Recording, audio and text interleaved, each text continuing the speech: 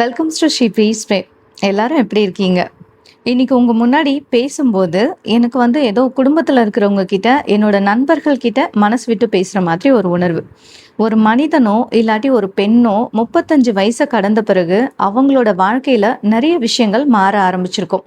சிலருக்கு கல்யாணம் ஆகியிருக்கும், சிலருக்கு குழந்தைகள் பிறந்திருக்கும், சிலருக்கு குடும்ப பொறுப்புகள் தலைக்கு மேலே ஏறி இருக்கும், சிலருக்கு கடன்கள் இருக்கும், சிலருக்கு அப்பப்போ உடம்புல சின்ன சின்னதா வலிகளும் உடல் நல பிரச்சனைகளும் வர தொடங்கியிருக்கும். இப்படி நம்மள எல்லாருக்குமே பார்த்தீங்கன்னா ஒவ்வொருத்தருக்குள்ளேயும் ஒரு கதை இருக்கும். ஆனா ஒரு விஷயம் மட்டும் நம்ம எல்லாருக்கும் பொதுவானது. அது என்ன தெரியுங்களா? அதுதான் 35 வயசுக்கு பிறகு அப்படின்றது. வாழ்க்கை நமக்கு உண்மையான பாடங்களை ரொம்ப யதார்த்தமா கற்றுக் கொடுக்க ஆரம்பிக்கும் இந்த 35 வயசுக்கு அப்புறமா. நம்ம 20 வயசுல இருக்கும்போது உலகமே நம்மளை சுத்தி மட்டும்தான் சொல்ற மாதிரி ஒரு கெத்து இருக்கும். 25 வயசுல உலகத்துல இருக்கிற எல்லாரையும் நல்லவங்கன்னு நம்ம நம்புவோம். 30 வயசுல வாழ்க்கைய எப்படியாச்சும் புரிஞ்சுக்கணும் அப்படின்னு ஓடி ஓடி முயற்சி பண்ணுவோம். ஆனா இந்த 35 வயசுக்கு அப்புறம் தான் ஒரு நாள் காலையில கண்ணாடியில நம்மளோட முகத்தை நாம பார்க்கும்போது மனசுக்குள்ள ஒரு கேள்வி ரொம்ப மெதுவா வந்து போகும். நான் உண்மையாவே சந்தோஷமா இருக்கேனா அப்படின்னு. அந்த கேள்விக்கு நம்மளால உடனே ஆமான்னு பதில் சொல்ல முடியாது. ஏன்னா அது வரைக்கும் நம்மளோட வாழ்க்கைய நமக்காக நம்ம வாழ்ந்திருக்கவே மாட்டோம். மற்றவங்களுக்காக தான் வாழ்ந்திருப்போம். அம்மா என்ன நினைப்பாங்க, அப்பா என்ன நினைப்பாரு, கணவன், மனைவி, குழந்தைங்க, சொந்தக்காரங்க, ஆஃபீஸில் இருக்கவங்க, நண்பர்கள் இப்படின்னு எல்லாரையும் திருப்திப்படுத்தவே நம்மளோட ஆயுஸ்ல பாதி ஓடி போயிருக்கும். ஆனால் ஒரு நாள் நமக்காக நாம் என்ன பண்ணோம்னு யோசிக்க ஆரம்பிப்போம். அந்த நேரத்தில் நமக்கு சில உண்மைகள் புரியும். அப்படி நான் புரிஞ்சுக்கிட்ட நீங்க எல்லாரும் புரிஞ்சுக்க வேண்டிய 7 முக்கியமான விஷயங்களை தான் இன்னைக்கு நான் உங்ககிட்ட பகிர்ந்துக்க போறேன். தயவு செஞ்சு இதை உங்க மனசுல ஏத்திக்கோங்க. ஏன்னா இந்த 7 விஷயங்கள்ல ஏதாச்சும் ஒரு விஷயம் உங்களோட வாழ்க்கைய நிச்சயமா மாத்தலாம். முதலாவதா, உங்களை மதிக்காத இடத்துல இனிமே நீங்க ஒரு நொடி கூட தங்காதீங்க.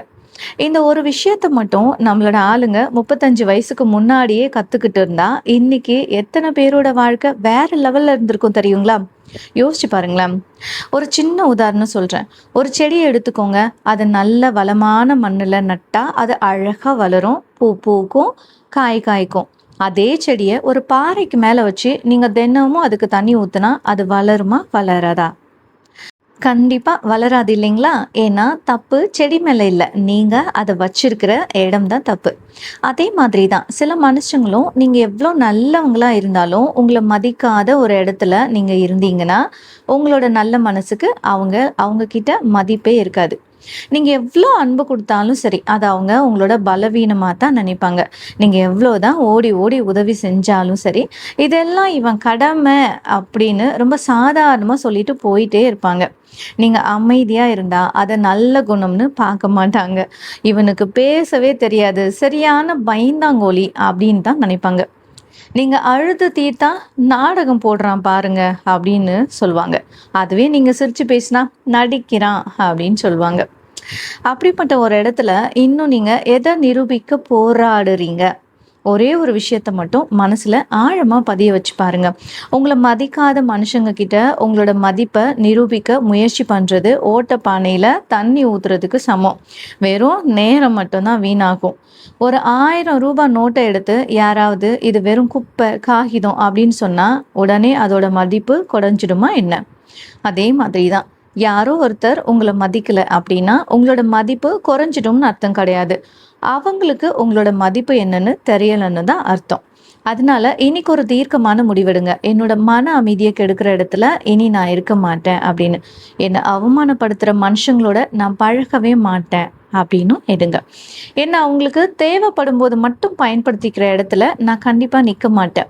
சுயமரியாதையை இழந்து வாழ்றதை விட தனியா நிமிர்ந்து வாழ்றது 1000 மடங்கு நல்லது அப்படின்ற முடிவை இன்னைக்கு எடுங்க. ரெண்டாவதா பார்த்தீங்கன்னா, எல்லாரையும் சந்தோஷப்படுத்துறதுக்கு முயற்சி செய்றது. இந்த உலகத்துல எல்லாரையும் திருப்திப்படுத்தி வாழ்ந்த ஒரே ஒரு மனுஷன் கூட நீங்க பார்த்துருக்க முடியாது. நீங்க நல்லது செஞ்சாலும் உங்கள குறை சொல்றதுக்கு ஒரு கூட்டம் இருக்கும். நீங்க எதுவுமே செய்யாம சும்மா இருந்தாலும் உங்கள குறை சொல்றதுக்கு ஒரு கூட்டம் இருக்கும். நீங்க அமைதியா உங்களோட வேலைய பார்த்துட்டு போனா, "திமிரு பிடிச்சவன்பா" அப்படின்னு சொல்லுவாங்க. நீங்க எல்லோரோடவும் சகஜமா சிரிச்சு பேசினா, "வாயாடி லொட லொடன்னு பேசுறான் பாரு" அப்படிம்பாங்க. அப்படி இருக்கும்போது ஏன் இன்னும் எல்லோரோட குட் புக்ஸ்லயும் நீங்க இடம் பிடிக்கணும்னு ஆசைப்படுறீங்க? அதனால மத்தவங்க என்ன நினைப்பாங்களோ அப்படின்னு பயந்து பயந்து உங்களோட வாழ்க்கைய இழக்காதீங்க. 35 வயசுக்கு அப்புறமாவது இந்த எதார்த்தத்த மனப்பூர்வமா ஏத்துக்கோங்க. உங்களோட பாதி மன அழுத்தம் அப்படியே காணாம போயிடும். 3வதா பார்த்தீங்கன்னா, இல்லன்னு சொல்றதுக்கு கத்துக்கோங்க. நோ சொல்ல பழகிக்கோங்க.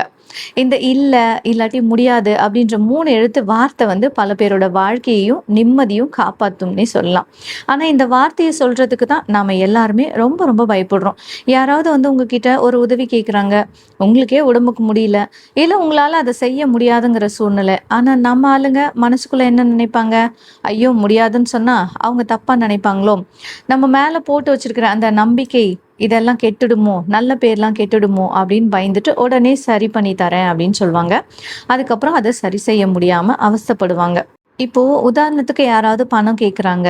உங்களுக்கே வீட்டு செலவுக்கு கஷ்டமா இருக்கும். ஆனா கடன உடன வாங்கியாவது அவங்களுக்கு குடுப்பீங்க. கடைசில நீங்க கடனாளியா நிப்பீங்க. யாராவது உங்களோட நேரத்த கேட்குறாங்க. உங்களுக்கே 1000 வேலை இருக்கும். ஆனா அவங்களுக்காக ஓடுவீங்க. ஒரே ஒரு கேள்வி. நீங்க மத்தவங்களுக்காகவே ஓடுறீங்களே, இதுவரைக்கும் உங்களுக்காக எத்தன தடவ யோசிச்சிருப்பீங்க? ஸோ எல்லாருக்கும் எல்லாமும் செஞ்சு, எல்லாரையும் திருப்திப்படுத்த நினைக்கிற மனுஷன் ஒரு நாள் கண்டிப்பா உள்ளுக்குள்ள சோர்ந்து போயிடுவான். ஞாபகம் வச்சுக்கோங்க, முடியாத ஒரு விஷயத்துக்கு "இல்ல, என்னால முடியாது" அப்படின்னு சொல்றது தப்பே கிடையாது. அது உங்கள சுத்தி நீங்க போடுற ஒரு பாதுகாப்பான எல்லையா தான் இருக்கும். ஸோ உங்கள உண்மையா மதிக்கிறவங்க, நீங்க சொல்ற அந்த "இல்லை" அப்படின்ற விஷயத்தையும் மதிக்கிறதுக்கு கத்துப்பாங்க.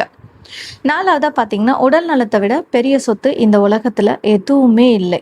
நம்ம 20 வயசுல இருக்கும்போது நைட்டு முழுக்க தூங்காம முழிச்சுட்டு படம் பார்த்தாலும், ஃப்ரெண்ட்ஸோட சுத்துனாலும், அடுத்த நாள் காலையில செம சுறுசுறுப்பா ஆஃபீஸ்க்கோ இல்ல காலேஜ்க்கோ போயிடுவோம்.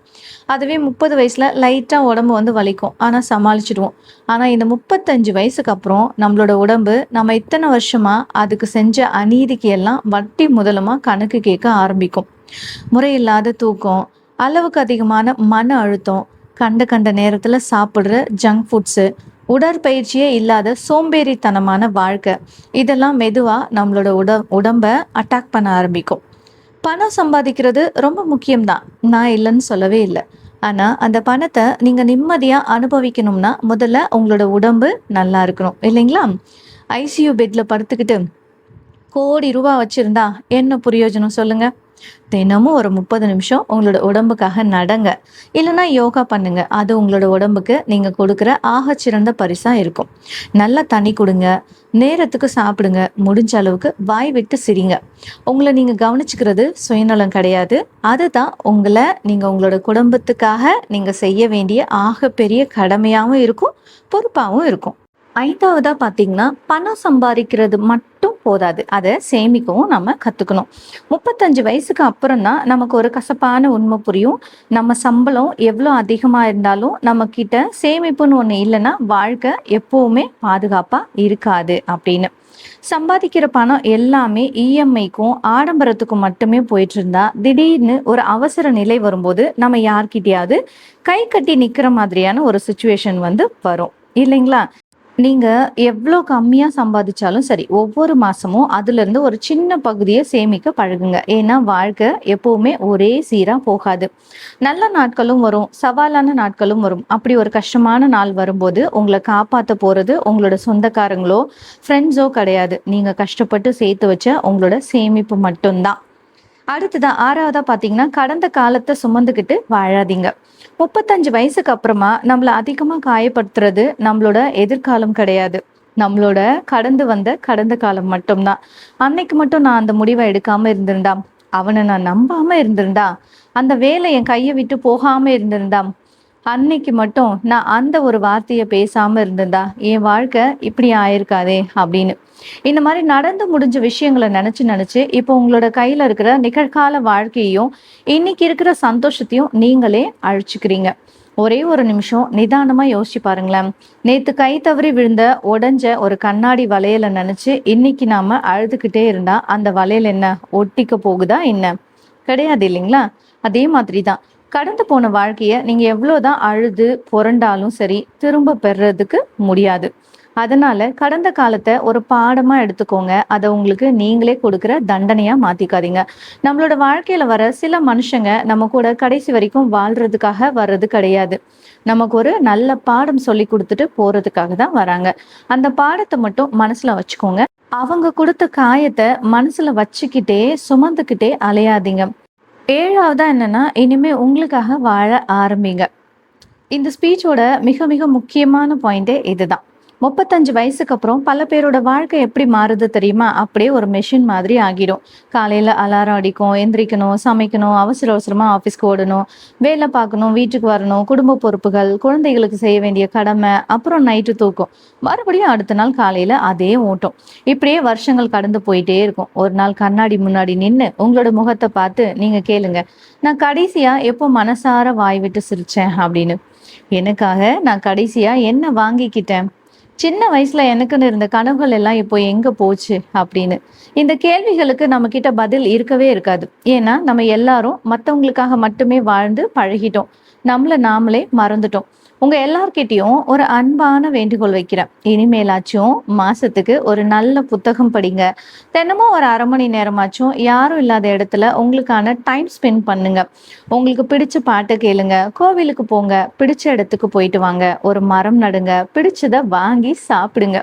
சின்ன சின்ன சந்தோஷங்களை அப்புறம் பார்த்துக்கலாம்னு தள்ளி போடாதீங்க. ஏன்னா வாழ்க்கை ஒரு நாள் அப்புறம் பார்த்துக்கலாம்னு சொல்ற அளவுக்கு அவ்வளோ நீளமானது கிடையாது. ஸோ நண்பர்களே, 35 வயசு அப்படின்றது வயசான காலம் ஒன்றும் கிடையாது. அது வாழ்க்கையை இன்னும் ஆழமா புரிஞ்சுக்கிற ஒரு அருமையான வயசு. இனிமே யாருக்காகவும் உங்களை நீங்க இழந்துடாதீங்க. யாருக்காகவும் உங்களோட சுயமரியாதையை விட்டு கொடுக்காதீங்க. உடம்ப கவனிச்சுக்கோங்க, மனசையும் கவனிச்சுக்கோங்க. கொஞ்சமா பணத்தை சேமிங்க. உங்களை சுத்தி நல்ல மனுஷங்களை மட்டும் வச்சுக்கோங்க. கடந்த காலத்தை ஒரு புத்தகத்தோட முடிஞ்ச பக்கமா நினைச்சு மூடி வச்சுட்டு அடுத்த பக்கத்தை தைரியமா திருப்புங்க. ஏன்னா வாழ்க்கை இன்னும் முடியல. ஸோ இன்னும் நிறைய சுவாரஸ்யமான பக்கங்கள் உங்களுக்காக காத்துட்டு இருக்குன்றத நம்புங்க. அதை நீங்க எப்படி எழுத போறீங்கன்னு முடிவு பண்ண போறது நீங்க மட்டும்தான்.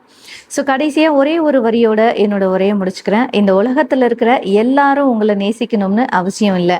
ஆனா ஒவ்வொரு நாளும் காலையில கண்ணாடியில தெரியிற அந்த மனுஷனை, அதாவது உங்களை தான் சொல்றேன், நீங்க உங்களை நேசிக்க ஆரம்பிச்சீங்கன்னா அதுதான் உங்களோட உண்மையான வெற்றி. நன்றி நண்பர்களே. இந்த விஷயம் உங்களோட மனசை தொட்டு இருந்தா நிச்சயமா நம்மளோட வீடியோக்கு ஒரு லைக் பண்ணிடுங்க. அப்படியே உங்களோட ஃப்ரெண்ட்ஸ் அண்ட் ஃபேமிலிக்கும் இந்த வீடியோவை ஷேர் பண்ணிடுங்க. இன்னும் நம்மளோட ஸ்ரீ பிரீஸ் பிரேவ் சேனலை சப்ஸ்கிரைப் பண்ணாம பார்க்குறவங்க சப்ஸ்கிரைப் பண்ணி உங்களோட சப்போர்ட்டை கொடுங்க. மீண்டும் ஒரு பயனுள்ள தகவல்களோட உங்களை சந்திக்கிறேன். நன்றி, வணக்கம்.